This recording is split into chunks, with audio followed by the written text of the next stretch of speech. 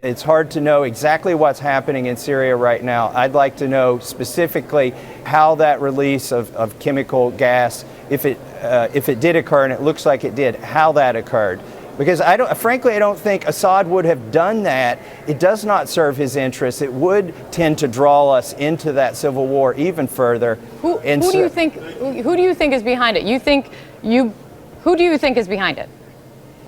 You know, you've got a war going on over there. Supposedly that airstrike was on an ammo dump. And so I don't know if it was released because there was gas stored in the ammo dump or not. That's plausible. I'm not saying that's what I think happened, but you're more inclined to believe the position of what Bashar al-Assad is saying and what the Russians are saying right now than more inclined to believe what even your colleagues here in the United States believe is truth, that this is Assad, and what human rights observers over there say is Assad? I don't think it would have served Assad's purposes to do a chemical attack on his people. So it's hard for me to understand why he would do that if he did. Congressman Tom Massey, thanks for your time.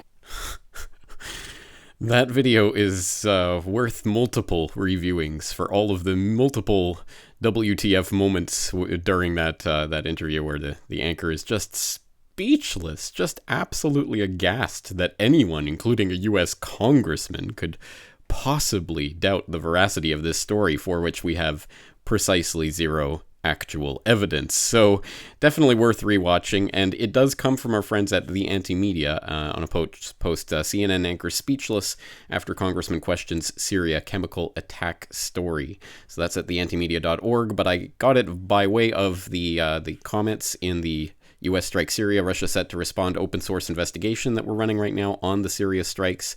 That one coming in from user MKey, who put that in the links here. Lots of different links to very important stories coming through. Lots of participation here. It's good to see all of these links and all of this data as I'm working on putting together a newsletter that I'll be releasing hopefully before I go to bed in Japan. It's getting late here, but I hope to be able to release this tonight to bring everyone up to speed on what's going on. So please do leave your links in the comment section and I'll continue checking through them.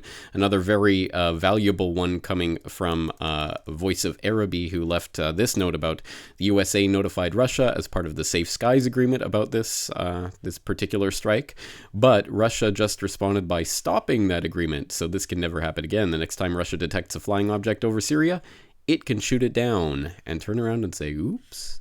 Yes, very, very, very important development here. Moscow suspends U.S.-Russian memorandum on flight safety over Syria. Details here. I left the link to this in the comment section at this open source investigation. So I'll put the link in so you can go through all of these comments and links as they're coming in. But some very important stories developing here. Basically, long story short, Russia is calling this an act of aggression. They're calling for a United Nations Security Council emergency meeting.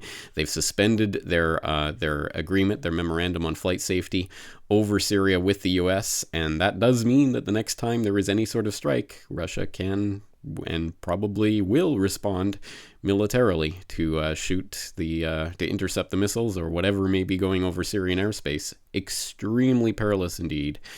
Just gets more hair-raising by the second. So please do keep track of it. As I say, I'll be releasing this newsletter hopefully in the next few hours. So stay tuned to CorbettReport.com for that.